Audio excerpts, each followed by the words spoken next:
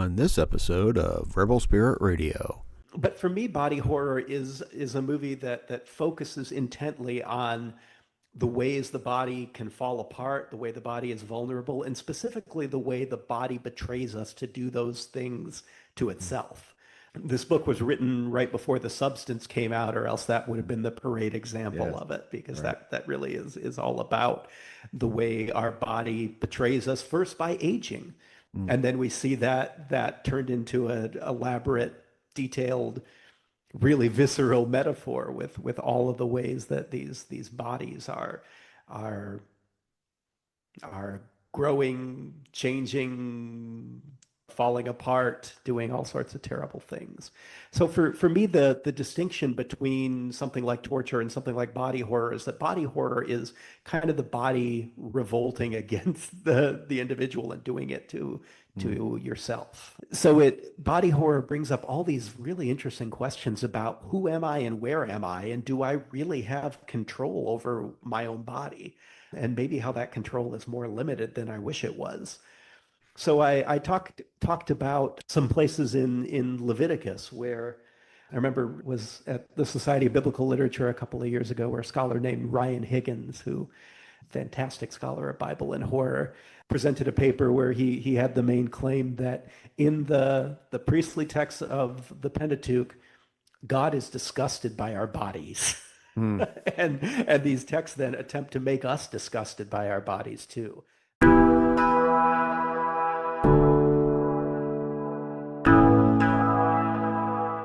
Welcome to Rebel Spirit Radio, exploring the frontiers of spirituality, consciousness, the esoteric, and humanity's sacred relationship with the living earth. I'm your host, Nick Mather, and in this episode, I welcome back author and biblical scholar Brandon Grafius to discuss his latest book, Scared by the Bible, The Roots of Horror in Scripture. The conversation touches upon various horror subgenres such as body horror, slasher films, apocalyptic horror, and their parallels in biblical texts. Brandon also delves into how horror can help us confront societal fears and values. Also, please be sure to like and subscribe to this podcast on whatever platform you use to listen to or view podcasts. Your support is truly appreciated. Brandon Grafius is Associate Professor of Biblical Studies and Academic Dean at Ecumenical Theological Seminary in Detroit. In addition to his teaching, he is a noted scholar, author, and speaker. As an author and academic, Brandon is known for his expertise in the fields of both Bible and horror. He is one of the few, if not the only, members of both the Society of Biblical Literature and the Horror Writers Association. Brandon completed his undergraduate degree in English at Michigan State University, then continued on to an MA in English with a concentration in creative writing at the University of California, Davis. After earning his first graduate degree, Brandon took a few years away from academia, returning in 2006 to pursue his Master's of Divinity at Ecumenical Theological Seminary. He earned his PhD from Chicago Theological Seminary. A revised version of his dissertation has been published as Reading Phineas, Watching Slashers, Horror Theory, and Numbers 25. He is also the author of Reading the Bible with Horror, A Lurking Beneath the Surface, Horror, Religion, and the Questions That Haunt Us.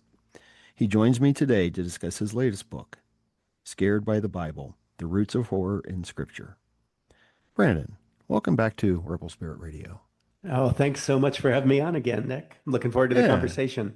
Yeah, as am I. I really enjoyed the first time you were on the program and loved Lurking Beneath the Surface, and I enjoyed the new book too. I finished reading it yesterday. Oh, Um, wow. Thank you. and I made it all the way through, even the appendix. And in the very last thing you said, if you make it through, you're the kind of person I'd like to have a drink with. So maybe sometime. Uh, Absolutely. Hope we can make that work. yeah. So, but as a academic nerd, I appreciated all of that content in the back. That was fun. It's Yeah. certainly supposed to be a book that's readable and fun and Mhm. engaging. Yeah. And then, so I saved all the footnote kind of material for an Yeah. appendix at the end for the people who really wanted to geek out, because I thought there might be some readers that enjoy Oh, that yeah. bit of nerdiness there. Yeah, for sure, for sure. Well, and it is, and the Lurking Beneath the Surface was this way too, but it is a very accessible book. This is not a book written for academics, right? It's Yeah. a book, I think, that's written for people who have an interest in the genre of horror and people who have an interest in the Bible and what horror Yeah. may say about the Bible and whatnot. But I thought that maybe that would be the place for us to begin, is talking about horror as a genre and horror as a genre in the Bible. Yeah. Because as you noted in the book, the Bible contains many genres in it. Yeah, we often have this idea that there is a genre that is like Bible, that's its own genre, and it's stories of a nice God who is supportive and kind to people and people who generally are nice to each other and try to listen to what God says and learn about how to be good people. And that's what this genre of Bible is, that we read these stories for moral edification and upliftment and so we can get closer to God. And then we run into stories of people going to war and killing each other and behaving in less than admirable ways. And sometimes we don't know what to do with those stories. So one of the answers I found over the years is that people don't read them.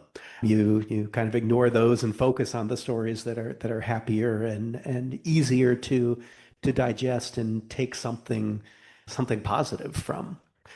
And to me, that's a real problem because we're missing part of our tradition.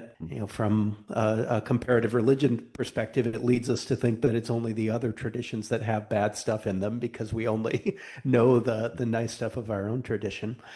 But it also leaves out so much of the richness. And then when we do encounter those, whether it's in our own study, whether it's in church or wherever that might be, it can lead to a real almost like what would we say religious paralysis, where we just don't have the background, the experience, the tools to really process this material. So my first argument in this book is that we really need to engage with the Bible, warts and all, so to speak, horror and everything. That includes the happy poetry, the great stories and parables, and also the parts where humanity and even God are portrayed as less kind and warm and fuzzy. Right. And, you have a couple of questions that seem to guide the book in terms of reading the horror sections of the biblical text, Yeah, which is, what is the story trying to scare you with? And how is it trying to scare you? And then you have a third one kind of that's connected is what does this mean? yeah, So, what is and this is very broad because I would imagine that different sections of the biblical text and we can talk about this a little bit sure. because the there's this common misunderstanding that the Bible just kind of like plopped into existence, I think, by most people. Yeah, yeah, That's not the case. And the writing took place over, I think, what, like 1,000 years or something like that, yeah, at if least, not yeah, even more. yeah, So maybe we can talk a little bit about I guess, the construction of the biblical text and how am I want to say this, the horrific aspects yeah, or yeah, the sure. horror aspects to Sure, it. sure. Yeah. So yeah, you've hit on what one of my main ideas is that because there is so much horror in the Bible, we should first recognize it as horror. That's the first step. And then the second step is taking what we know about how we interpret horror and kind of applying that. So I think horror often works by scaring us with particular, what would we say, anxieties or fears about our own lives. And it's, as I talk about in the book, and lots of people have talked about elsewhere, there's the monster. We're always scared of being Mm. carved up by Michael Myers or Yeah. attacked by a werewolf or whatever, but there's usually something that is just underneath that. The haunted house movies almost always have as a subtext economic anxiety. Like Mm. the reason the family just doesn't run when they realize their house is haunted is because they've sunk all of their savings into this place and they don't know where else they're going to live. So many horror movies are about generational trauma, about fears that we haven't behaved well and that those mistakes and bad things we've done in the past have ripples into the present that we maybe can't escape. These are things that are real life terrors that for a lot of us we worry about. Some of those in particular, we maybe stay awake at night and we try to figure out how to organize our lives to mitigate those a little bit. So when you can really think about what is this horror story trying to scare me with, that tells us where the story is coming from, what its view of life is, what its view of how we should be organized as a society is, how we should treat each other, what we should value. I guess that's maybe the best way to put it, is that the particular fears that a horror story is getting at really help point us towards the values the text is trying to help us understand or interrogate. And I think the Bible uses horror in really similar ways by offering to scare us with, as an example, the book of Job. It scares us with the idea that maybe humans aren't as important as we like to think of ourselves as being, and that there's a whole world that exists, lives, breathes, moves without us, that the world is a lot bigger than Job ever could have imagined. So by starting to ask these questions, it gets at what we value, what's important, and really how we're supposed to imagine the world. Yeah. Yeah, I love the Book of Job. You connect it to this genre of cosmic horror. Yeah, And I love that. That makes so much sense because the Book of Job is such a difficult book. And in terms of the answer to the question of theodicy, and I personally don't like the answer that's given. I'm very critical of it. yeah, But placing it in the context of cosmic horror, I think helps kind of like take some of to dampen a little bit of the criticisms that I yeah, have, I yeah. suppose. I think that's a good way to look at it. Yeah, in the book of Job, we know Job has had all these calamities suffered in his life, and we as readers know that it's because God and Satan had a wager about whether Job would still be faithful after he lost all of his wealth and privilege. And Job spends the whole book lamenting and arguing with his friends about why this is just and how he can be having all these bad things happen to him when he doesn't do anything wrong, and saying he just wants an answer from God. Hmm.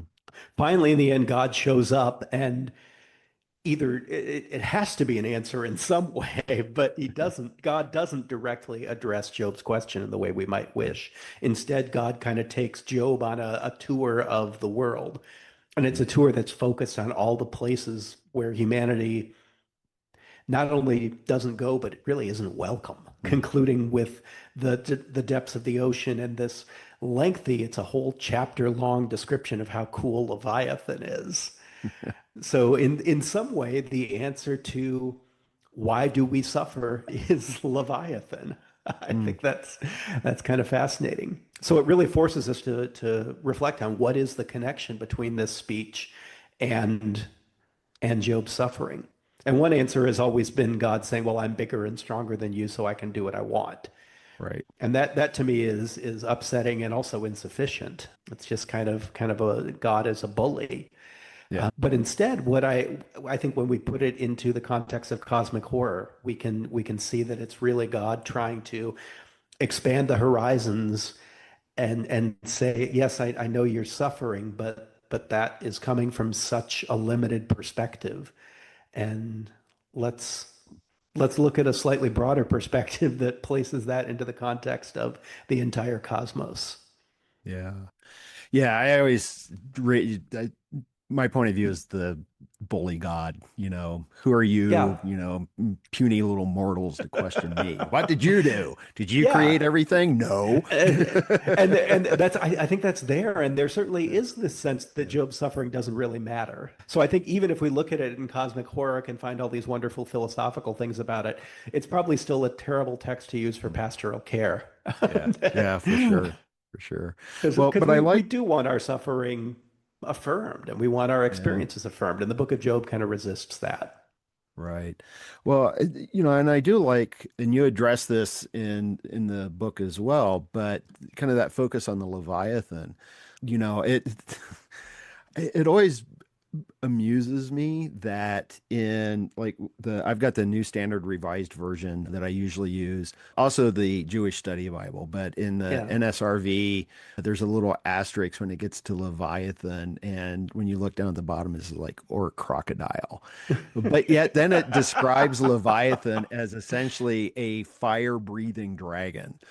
Yeah. And I always make the connection with Leviathan to the in the Enuma Elish. And you Yep. discuss this a little bit because it's often said that when you go to Genesis 1, where God is hovering above the deep, and that's Hmm. Tehom.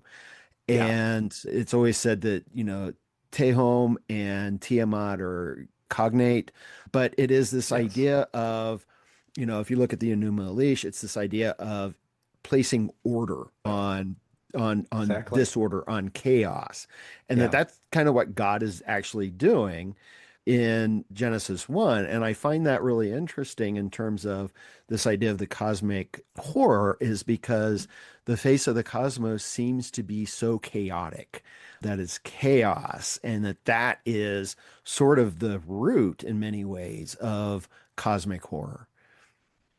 I think that's absolutely right. Yeah, we have this idea that God creates out of nothing at the beginning of Genesis 1, and I don't think that's what the biblical text says. No. In the beginning, the world was formless and void, Mhm. which is not nothing. It's chaos.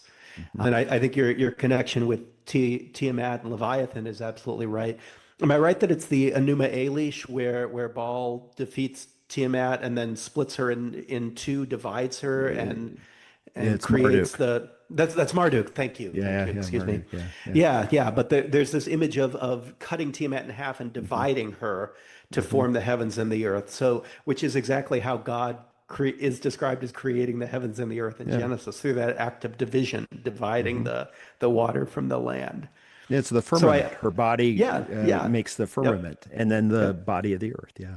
So there's no battle with the dragon in Genesis 1, but it's Right. almost God defeating chaos through just this immense power of speech that Right. God in Genesis 1 is so powerful that I don't even have to fight chaos. I can just order Right. it around.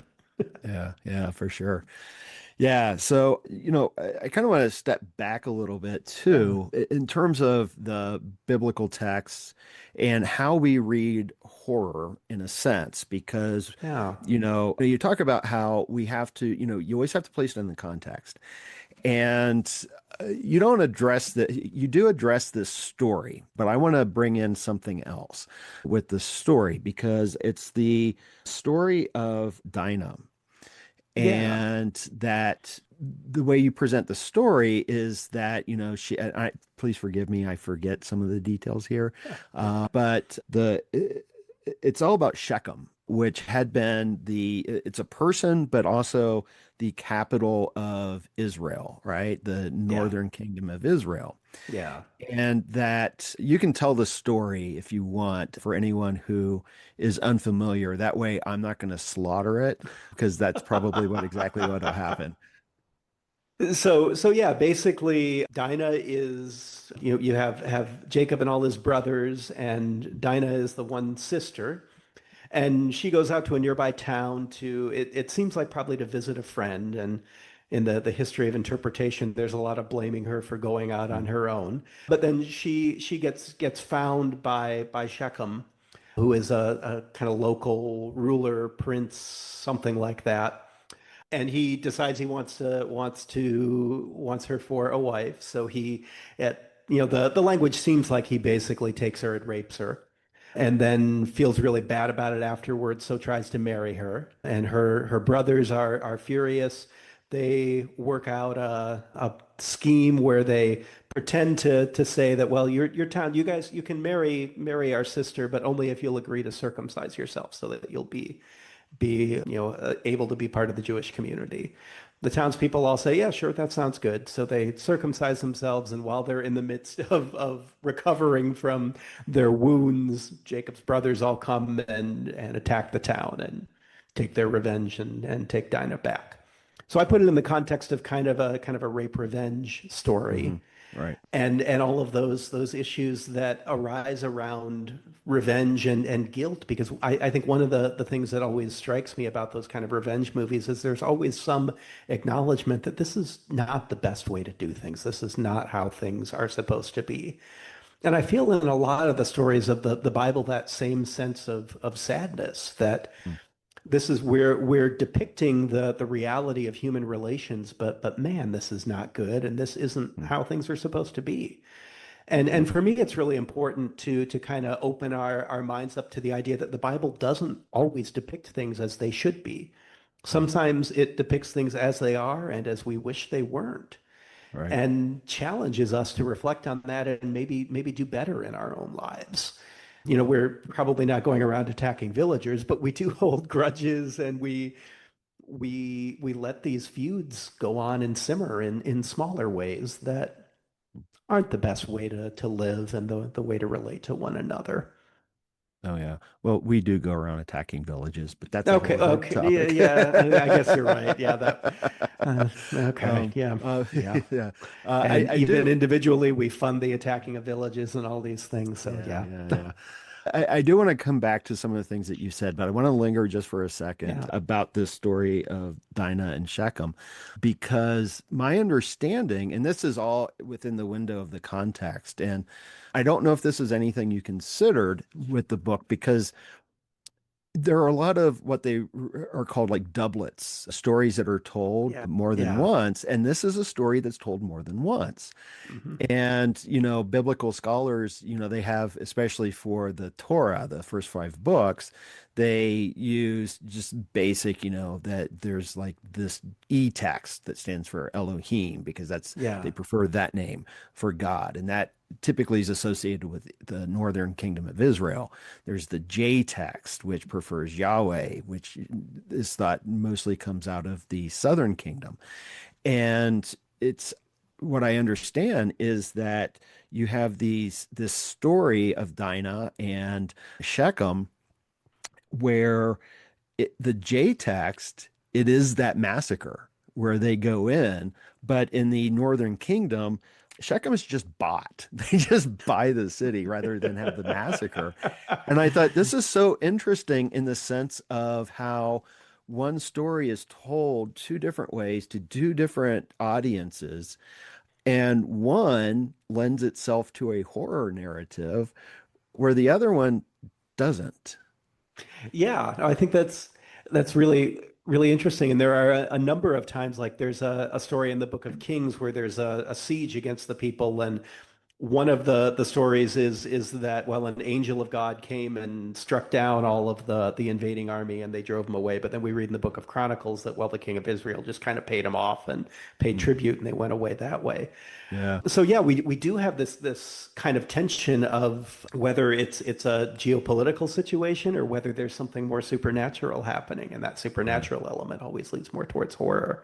And then one of the fascinating things is that it's, especially in the case of Dinah, the Kings one, there it's really told two times in two different places, once in Kings and once in Chronicles. But in the story of Dinah, it's like interwoven into one story, so it's Right. difficult to pull Yeah. apart and not quite apparent whether these existed as separate stories at one Mm. point or what each story was.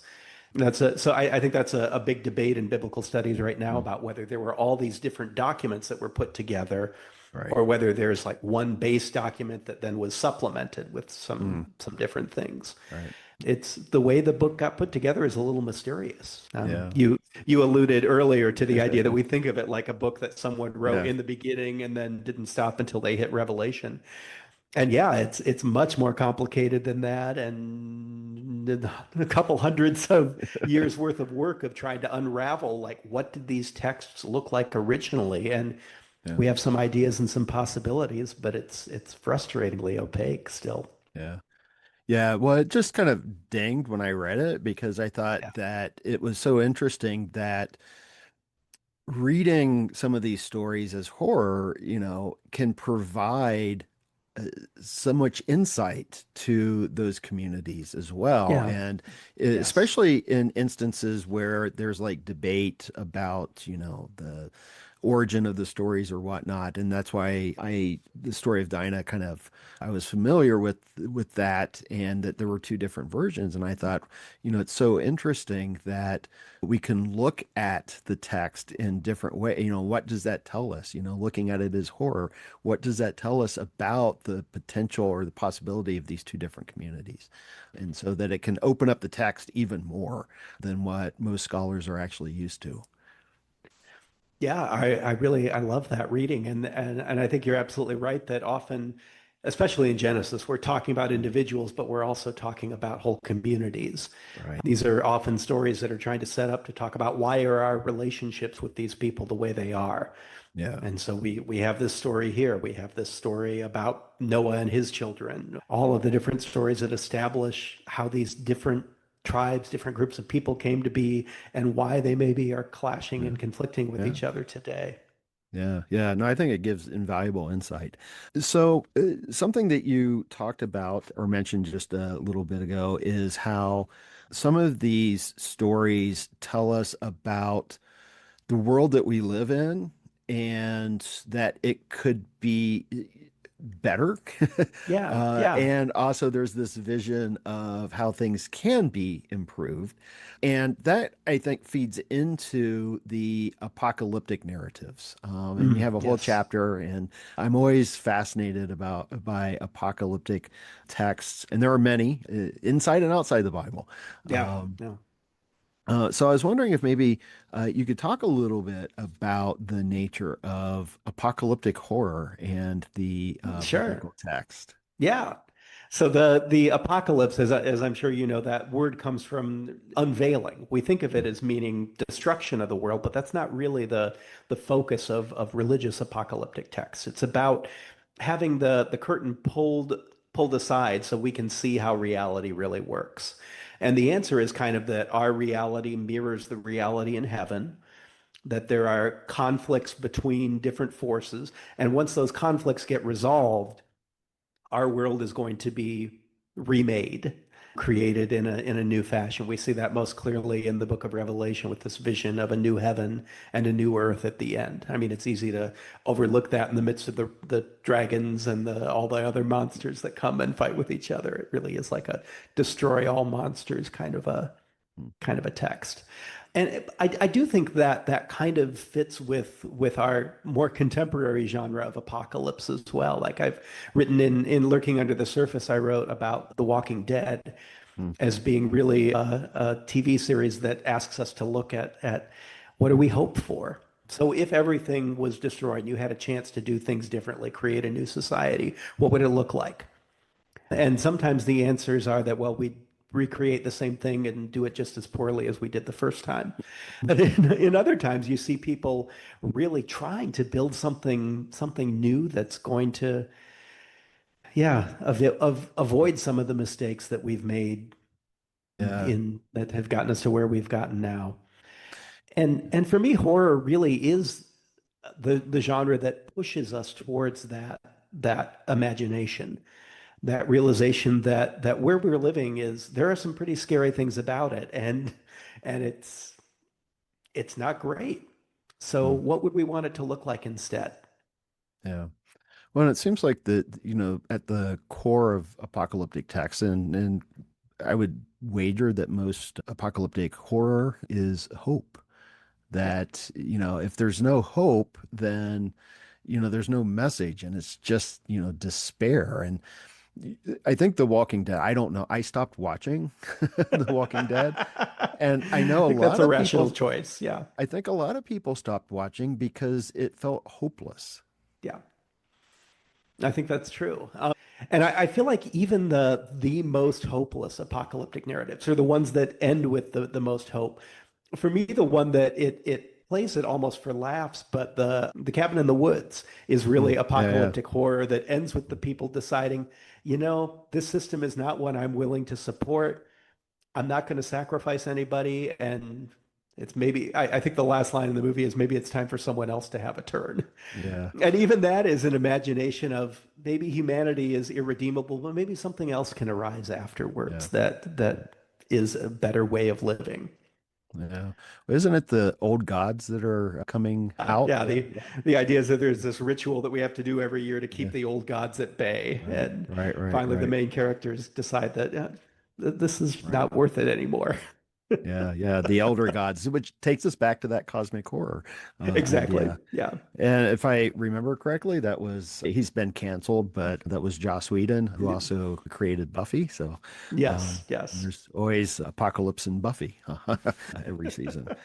But there's hope. Buffy always gave hope, I think. Yeah. No. Yeah. So let's talk a little bit about some of the other sort of stories that horror genres, I mean, I guess subgenres of horror they're in. I Yeah. did want to ask a little bit about monsters because you've talked about monsters. You talk about monsters in the text, and there are the monstrous in the book of Revelation. You also talk about the monsters in another apocalyptic text, which is the Daniel. Yeah. So tell me a little bit about monsters and Oh. what do we mean by monsters Uh, and what's the role and the function of them in these texts? So another book that I have out this year is one that I co-edited with John Moorhead, the Oxford Handbook of Biblical Monsters. And the first question I often get when I talk about this is, are there really enough monsters in the Bible for a whole book? And the answer is absolutely. So, but this question then comes up of why monsters and what are they and what do they do? And the simplest definition is that the monster is something that is outside of what's normal. And there are air quotes around so many words in that statement because what is normal is really what we think or the way we think things should be. And anything outside of that, then we define as monstrous. So that can be an animal that shouldn't exist in the natural world, again, using air quotes around natural. So things that are monster theorists like Noel Carroll talk about things that are hybrid creations, different creatures mashed together, like the beasts in Daniel, the beast who has the head of a lion and the wings of an eagle, and things like that. Then there are also monsters that are really just moral monsters that are like Hannibal Lecter or Norman Bates, that even though they look human, they don't have what we associate as the core value of empathy that makes us human. So we describe them as monsters. So I think monsters in so many different stories really give us the ability to look at how do we define things as normal? What do we consider normal? And what does it look like when that gets threatened by something that comes from outside? The Bible is so fascinating because so many of these monsters are connected, as you mentioned, with Tiamat and Leviathan. Leviathan shows up. There are hints of Leviathan in Genesis 1, but then Leviathan's in a couple of the Psalms and back in Genesis. And then Leviathan becomes the red dragon in the book of Revelation. In the Greek translation of Leviathan, it's always the drakon, the dragon. And so that gets picked up on in Revelation. And there are some other linguistic connections so that we know this is really the same thing. So it's kind of this idea of these creatures that are often representative of chaos, like you mentioned earlier, but that keep coming back and keep needing to be staved off to defend ourselves against that always encroaching chaos. Yeah, I'm looking at my notes here. I've got 5 pages of notes for you, Brandon. Oh my. It's too many notes. These are mostly just quotes from the book. But in terms of the monster, I think you made the connection that often they are connected to empire in the biblical text, which I found really interesting. But also that, again, it goes back to the context. One of the things, and I want to look at Michael Myers and Jason from Halloween and Yeah. Friday the 13th, because you use those as an examples and how they represent a certain time especially in American culture and history. Yeah. But I think for me, a really good example of how a monster reflects these anxieties is the original Godzilla. And Yeah. there's this, it's obviously very clear that there's this connection to the bombings of, Hiroshima and Absolutely. Nagasaki.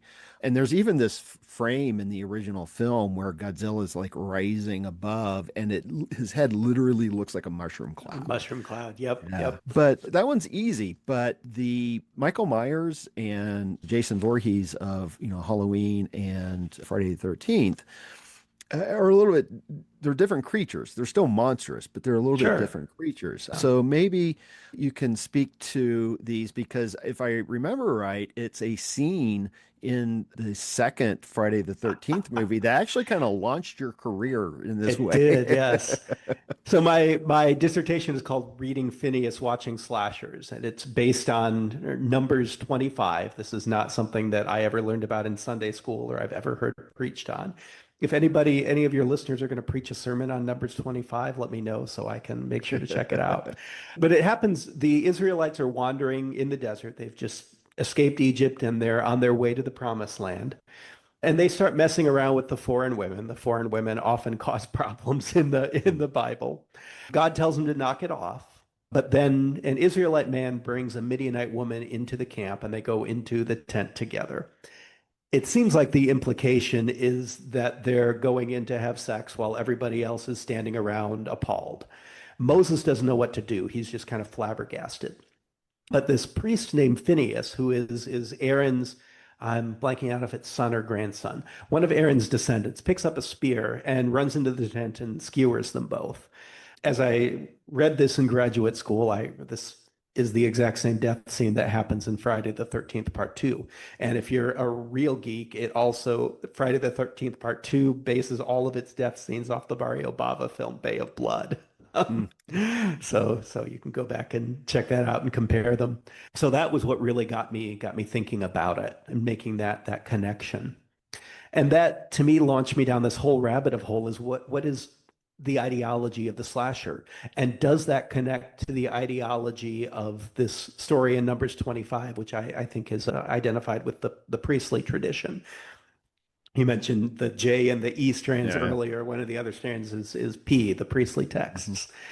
For me, the slasher films, you look at who the slashers are killing.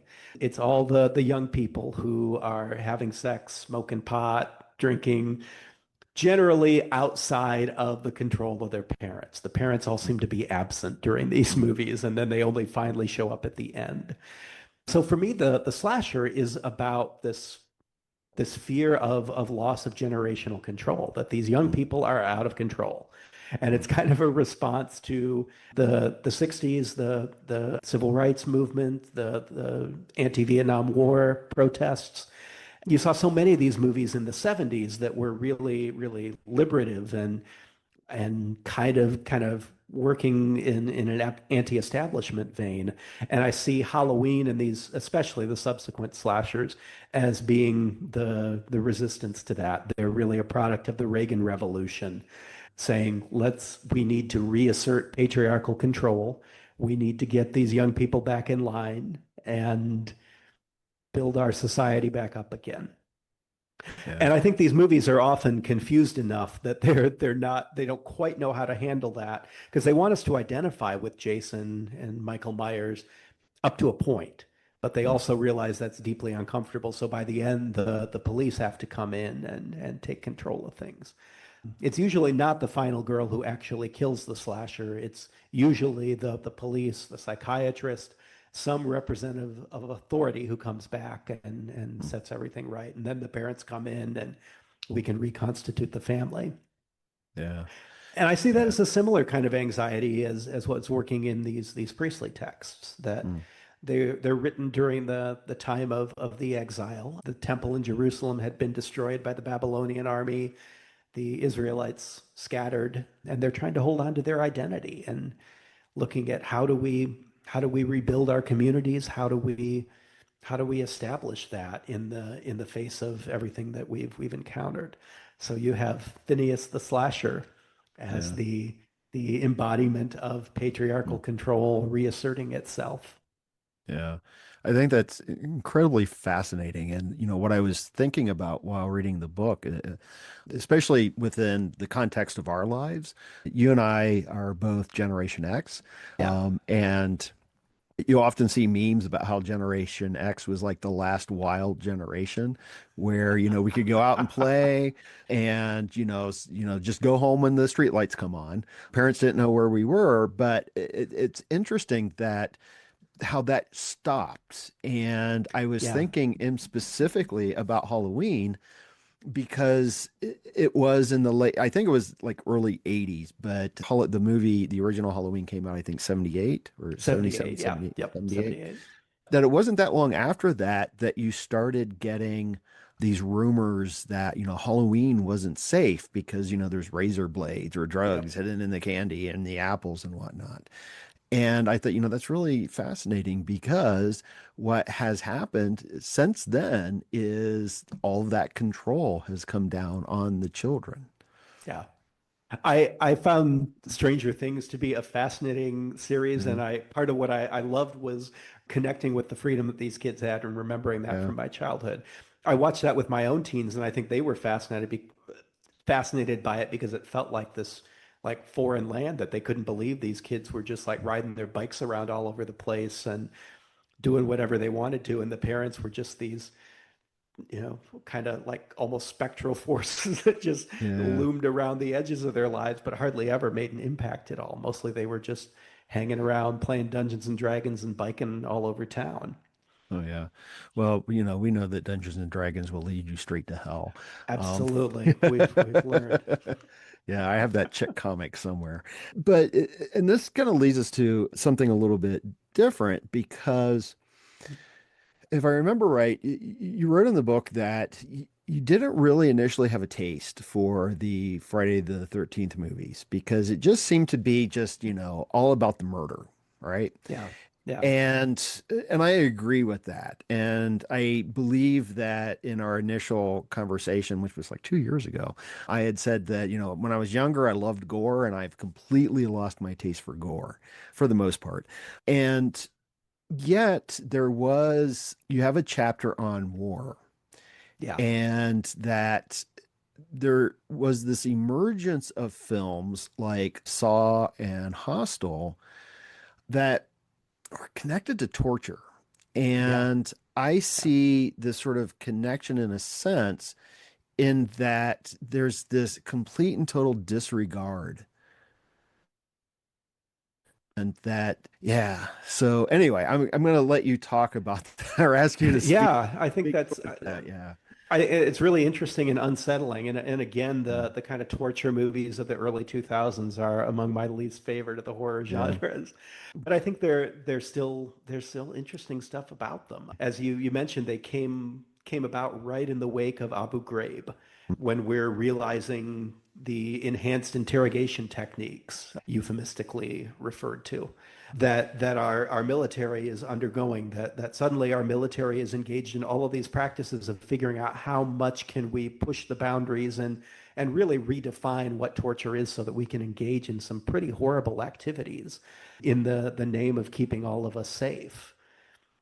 And so suddenly these movies like Saw and Hostel come about. And there have always been horror movies that depict terrible things happening to people, but it seems like right at that moment is when a couple of these movies really lit the box office on fire. I Mm, feel like if either of those had come out 5 years earlier, they would have gone straight to video and no one would have paid mm, much attention to them. I mean, mm. there were many movies like that went straight to video, like D. Yeah. Snyder's Strangeland in the late 90s or Mm, things like that. So I do think it's kind of a in some way we're drawn to confronting that in a way that is kind of sideways, kind of slant, but still lets us maybe process some of what we're doing. I remember hearing an interview with Eli Roth, the writer director of Hostel, a while ago, where he talked about he'd learned in the mid 2000s that some troops who were stationed in Iraq told him that Hostel was one of their favorite movies. That uh, the quote Roth conveyed was, "Yeah, we watch horrible things all day long. I just want to go home and see somebody get effed up." mm. Wow. And yeah, it's maybe helping us process in a way that I worry isn't the most healthy way to process. Yeah. Yeah, I don't know. Yeah, it sounds like they're saying it's a kind of catharsis, but my concern is just setting out this view of dehumanizing and not Absolutely. just the enemy or Yeah. anything, but Yeah. and I don't remember if I mentioned this in our previous conversation, but and I've never seen the movie, but I saw the trailer for the Human Centipede and the inhumanity in that, how it dehumanized people. I literally couldn't sleep all night when I saw the trailer because, and I think that it was like, that's when I'm like, oh, yes, I have lost my taste for gore. Yeah. This is And I, one of the few horror movies I have not seen either yeah, because I saw the trailer and felt like that's enough. I don't know that I yeah, need more than that. yeah. Yeah, I was just concerned about how it just the dehumanization Yeah. and how that, and this is an ongoing debate as to whether media reflects society or if it leads society. And with something And like that, maybe it's a little bit of both. I don't know. I think it often is a bit of both, isn't it? Yeah. Yeah. Yeah. And then one of the things that slasher movies and I think the new torture movies make me think on too, I feel like especially the Friday the 13th movies really don't like people. It's not just that Yeah. they're dehumanizing them, but that the characters are Yeah. really awful, worthless people, and we're supposed to perceive them as terrible people that because they're terrible people, we can kind of enjoy watching them get Yeah. messed up. Yeah. And that's not really a place that I want my head to be in for very Right. long. Yeah. Yeah. Well, I think that horror has an incredibly valuable place to help us work through these things. It's Yeah, just sometimes it walks a fine line. absolutely. Um, And when I think whenever you're trying to do something challenging and difficult, you're going to walk that fine line. yeah, yeah, So I try to keep that in mind when movies go what for me is over the line a little bit that, that's you're taking risks and trying to do something different. oh, And sure. sometimes it doesn't Yeah, work and sometimes it yeah, does, but you got to take those yeah. risks. Yeah. Well, I like how you wrote in the book that part of it is also to see what we can, I forget the exact quote, but where our own personal boundaries are. Yeah. I think that's an important thing to think through and figure out. Yeah. As a horror viewer, you have to determine that for yourself. Are you okay watching Saw? Are you okay watching, something more tame like Smile that still Mm. is, awfully bloody?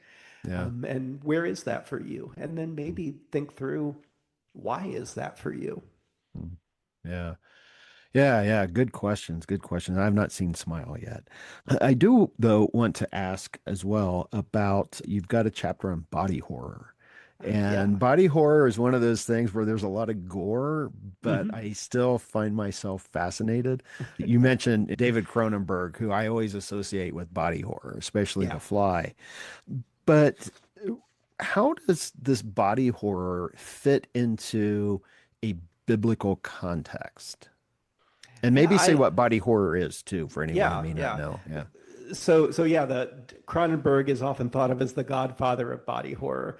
But for me, body horror is a movie that focuses intently on the ways the body can fall apart, the way the body is vulnerable, and specifically the way the body betrays us to do those things to itself.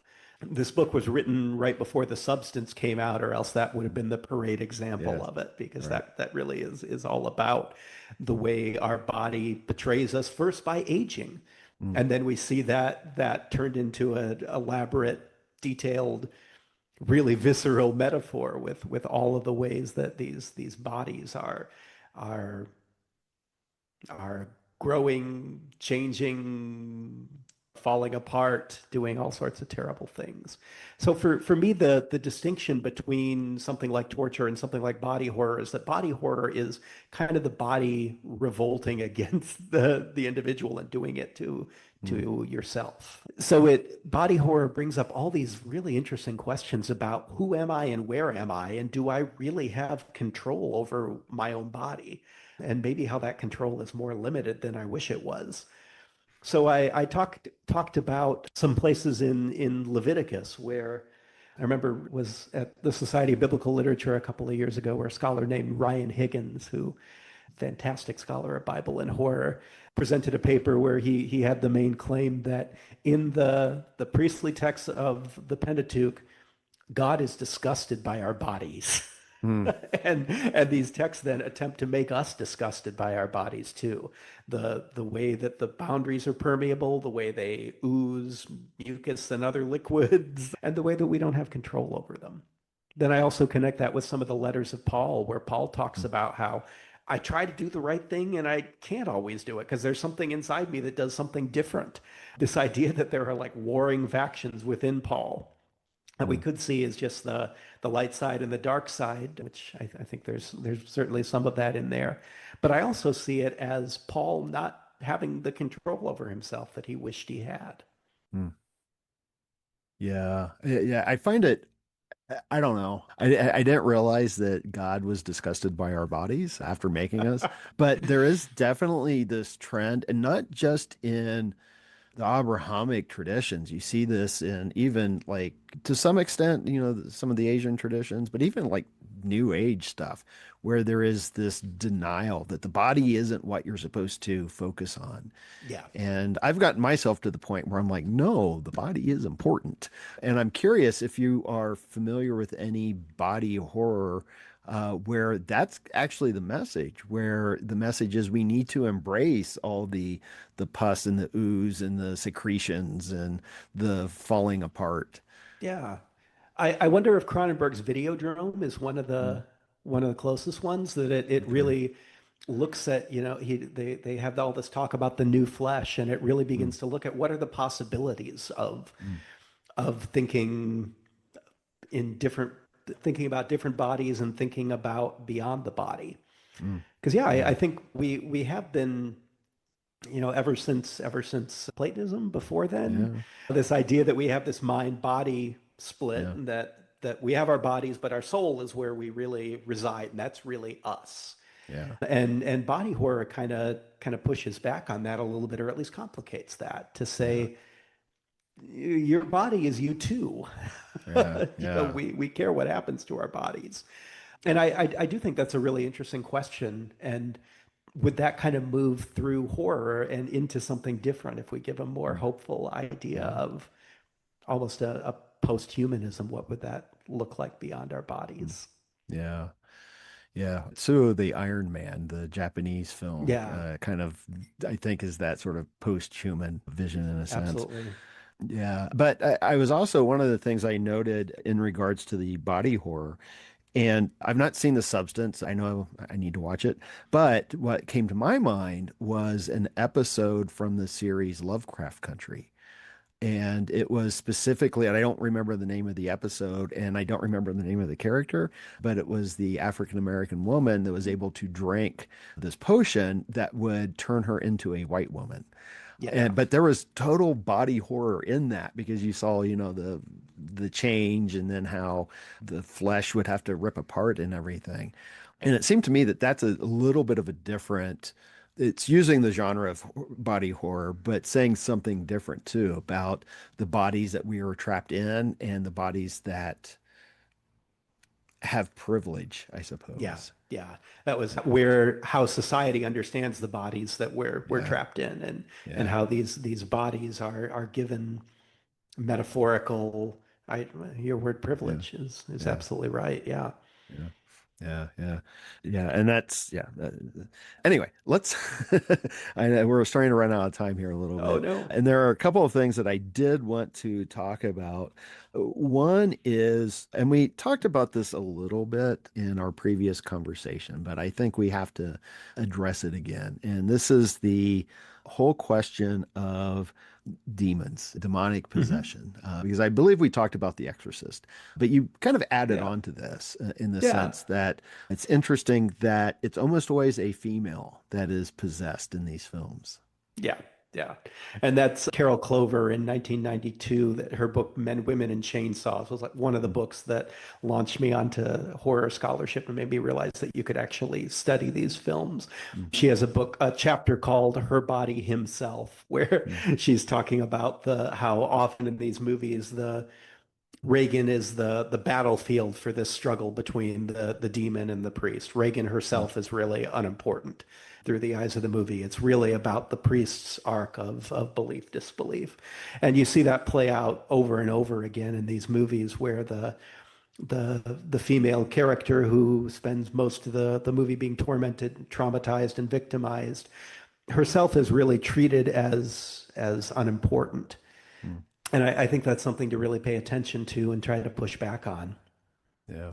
That The Yeah. Exorcist should be Reagan's story as much as this priest's crisis of faith. Right, right. Well, and it was interesting because, and I'm not sure how I want to frame this, but you mentioned the more recent Conjuring films. Yeah, And those are fantastic movies, and they're based on the lives of Ed and Lorraine Warren. But yeah. this is something that this is where I don't know how I want to frame this or phrase it because it goes a little bit beyond. But Ed and Lorraine Warren are so problematic in the sense that one of the, and I think that this was something that you mentioned before, was that when the original Exorcist came out, it was kind of public relations for the Catholic Church, and you Yeah, started seeing yeah. all these people going to the church. And Ed and Lorraine Warren kind of did the same thing. They never went into a alleged haunted house without finding demons there. And it seemed like they were just these public relation tools for the Catholic Church. Yeah. But then the Conjuring is really the movie franchise. They're really come from an evangelical perspective, Yeah. where the Catholic Church itself, its hierarchies are consistently ridiculed and proven to be ineffectual. So the idea would be you need a flat structure that can be more adaptive, responsive to the real evil that's in the world, and that's Right. the evangelical church in this worldview. Okay. Yeah. Well, it's interesting. Did they make Ed and Lorraine evangelicals in that? Because Ed was There's very Catholic, No, they're still Catholic, but the but they Catholic go Church out. is Okay. is All the right. Catholic Church is always ineffectual. Like they try to Okay. get the permission to do the exorcism in the first Conjuring, and they only get the permission after they've decided to go ahead and Right. do it themselves. Okay. In The Curse of La Llorona, the main exorcist is a former priest who has been excommunicated from the Mhm. Catholic Church. Okay. All right. Yeah, but you also noted that the main issue, kind of, I think, in the first Conjuring movie is about the family. Yeah, So it's not about the anyone's test of faith so much, but it's about the absence of the father, which kind of goes back to that patriarchal idea, of course. I think so. Yeah, Yeah. yeah. That Ed Warren in the first Conjuring, he helps not only by getting rid of the demon, or the ghost, or however you perceive it, the entity that is Yeah. possessing and haunting, but also by helping teach the dad how to fix his car and making waffles for everybody. The waffle making seems equally important to the Mm. exorcism. Yeah. In the second one, Yeah. he's got to play guitar and sing Elvis songs. Yeah. Yeah. Yeah. Well, that one was on the Enfield Poltergeist case, right? Yes, yes. Yes, yes. The person I met that has convinced me to move to England is lives in Enfield. And I don't think that they Okay. appreciated when they first said that they lived in Enfield. I'm like, oh, that's where the poltergeist was. Like, oh, great. Yeah, thanks. Yeah. And I've been there a couple times and I've never sought out the building, but part of me wants to. You'll have a chance now. Yeah. Oh yeah. Oh yeah. So we're running out of time. I was going to ask you about folk horror, but I can just like tell people go read the book. I But appreciate that. Yeah. yes, and I do encourage people to read the book. It's a fun read and it's a very accessible read. But I do have a Good. question that isn't addressed in the book, but I thought I wanted to ask you this. And because you look at horror as a genre and that the Bible is made up of all these genres. But I was curious about the Bible and horror as the book itself. And what I mean by that is that sometimes books play a central role in horror. So, Yes. like in the Evil Dead, and I will still watch Evil Dead movies. That's where my gore comes in. But you I have the love those. Necronomicon, yeah, Yeah. Yeah. and there's also like grimoires and whatnot. What about the Bible itself Yeah. as? a horror text? So the book to read for this is Steve Wiggins' book, Holy Horror. It's all about the Bible as talisman in horror Uh, movies, and the way how the Bible gets used as a way to protect against evil. How sometimes its words have power, but sometimes it's really just a talisman. That the mm, Bible itself, when you hold it up and stand it in between you and evil, has power. yeah, So yeah, I think there's both the text within the Bible, but as a cultural artifact, the Bible with all caps and yeah, all of the reverence that that entails is something else entirely. And I think one of the things I'm trying to do in this book is help us to see that there is the Bible, mm, the big picture thing, and also the Bible, which includes yeah, the stories, poems, laws, prophecies, all the things in it. And we should be careful not to mix those two up. Make right, sure we're right. sorting them out. Yeah, yeah, for sure. So, is there anything, I know there's a lot in the text that we haven't addressed, but is there anything that you feel that is important that you would like to add or maybe tease to get people a little bit more Yeah. interested? Well, I appreciated you saying how readable and how much fun it was. That was really what Mhm. I was going for. I written several books that have, sold less than 100 copies to libraries around the world, but like my revised dissertation, I'm not sure my mom could get through it. It has so many footnotes and it's so dense. And that's often what we do as scholars is we write books like that are for other scholars and that graduate students will find and get through interlibrary loan. And then you can see yourself in a footnote and do a little happy dance when you've been Yeah, cited. That's right. great. But I really wanted to find a way to present these ideas to people who aren't scholars, who Mm. are interested in these things, but maybe yeah, don't want to have to get a PhD to understand some of the Right, right. literature. Yeah, yeah. So I appreciated that. And I really hope that this book will speak to people who are both people of faith and horror fans, but also people who are horror fans and don't really have an affiliation with organized religion. I think that's fine too. Yeah. Or people who consider themselves religious but really aren't horror fans. I hope it will still be interesting in that it can help us become both better readers of the Bible and better watchers of horror movies, and Yeah. that it can work in both of those directions. Okay, wonderful. So let me ask you the final questions. One is, what do you got coming up? What are you working on next? Ah, so yeah, books have long enough lives to get from a manuscript into publication that I've actually got an academic monograph with Oxford University Press that's just gone into production. It's called Mm. Concerning Dust and Ashes, Affects of Horror in the Hebrew Bible. So it's one of those books with more footnotes than pages, but asking the question about what happens if we analyze the horror texts less from their narrative structure and more from the affects they try to create. And can those, the emotions that they try to instill, the physical responses they try to give, and can those responses be part of the meaning? Can that be part of how we get to concepts that we might ignore if they were just presented rationally, or that we might not be willing to accept them because they seem either far outside the bounds of what we can think, or too contradictory, or just maybe too frightening. So if the text can make us feel those emotions, can it get us there in a different way? So I'm working on that. I've got a number of essays in process, including one for Jeffrey Jerome Cohen's 30th anniversary of the Monster Theory volume, Okay. the original volume that started off monster theory as an academic discipline. Okay. Wonderful. I do have Yeah, one other question I'm going to throw in before sure. I ask where you can go. And this is an easy one. So it's been 2 years since we've talked before. Do you have any favorite horror films that have come out in the past 2 years? In the past 2 years, I mean, Yeah. we are still in kind of a golden era of horror. There have been a lot Mm, of really good things that come out. If Sinners is the best horror movie that comes out this year, I mean, that would be a pretty good year.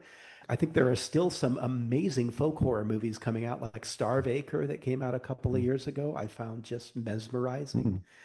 mm. A Spanish movie called The Coffee Table that messed me up.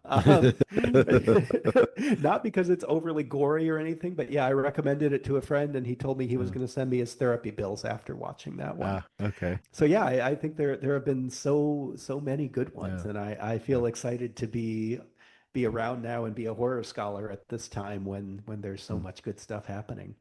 Yeah. Yeah. I need to see Sinners and the other one, that Starve Acre. Is that what it was Starve called? Acre, yeah. Okay. Yeah, I'll look into that. I don't know Yeah, about the it's coffee table. I may look into it. the Starve Acre is Yeah. fantastic British folk horror. Okay. Yeah. Yeah. I do like the folk horror. I was very fond of, except for like the very ending, Late Night with the Devil. I really It did appreciated go it. get a little off the rails at the end, but Yeah. it's a lot of fun, and I Yeah. enjoyed what it tried to do with the medium, and Yeah. yeah, I Yeah. thought that one was just fun. Yeah. When I thought it was interesting that they put it into the context at the very beginning of the 70s itself, at Yeah, this time of exactly. turmoil, you know. Yeah, But yeah. I haven't thought too deeply about, well, what is this actually saying about that period of time?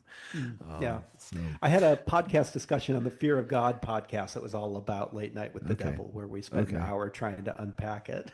I don't Okay. know how All right. successful we were, but it Yeah, was fun. it's been a few months. I couldn't do that right now. So, where can people go to find out more about you and your work and Yeah. keep track of the books that you have coming out?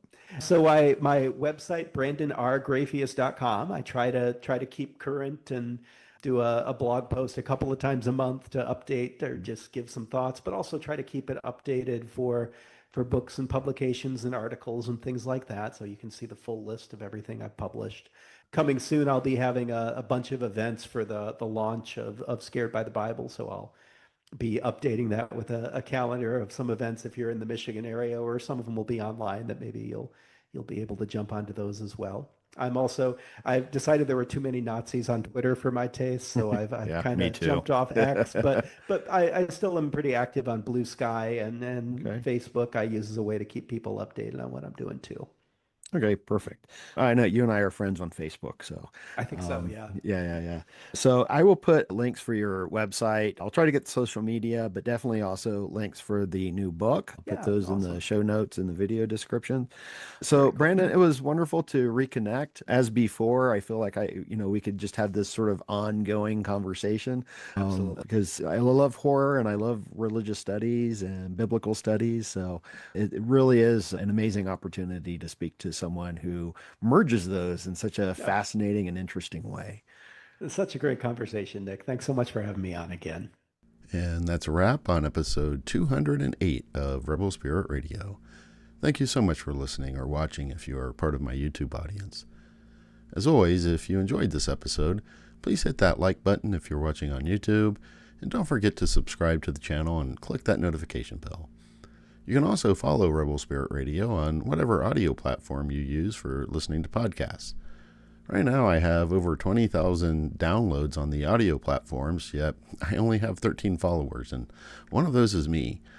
It only takes a second to like, follow, or subscribe. It's totally free, and it really does help. Putting together this podcast is a labor of love. I do love it, but it is a lot of labor. So if you find value in the conversations I provide here, I hope you can find it in your heart to send a little love my way. With more subscriptions and followers, I could possibly get some sponsorship, and honestly, having some funds come my way to help with equipment, hosting, and other necessary subscriptions would be really helpful. You can also help by joining my Patreon at patreon.com/rebelspirit. The link is also in the episode description. You can also purchase a super thanks on YouTube to help support my work. As I always like to say, I'm here on the front range now doing missionary work in regards to religion, spirituality and ecology, consciousness, the esoteric, and how all of this can help us heal humanity's sacred relationship with the living earth. So if you feel moved by the rebel spirit, and I sure hope that you do, then please, by all means, help me in my efforts to share the good news. I'm Nick Mather, and you've been listening to or watching Rebel Spirit Radio. Until next time, may you be in peace, may you flourish in all possible ways, and may you continue to nurture your rebel spirit.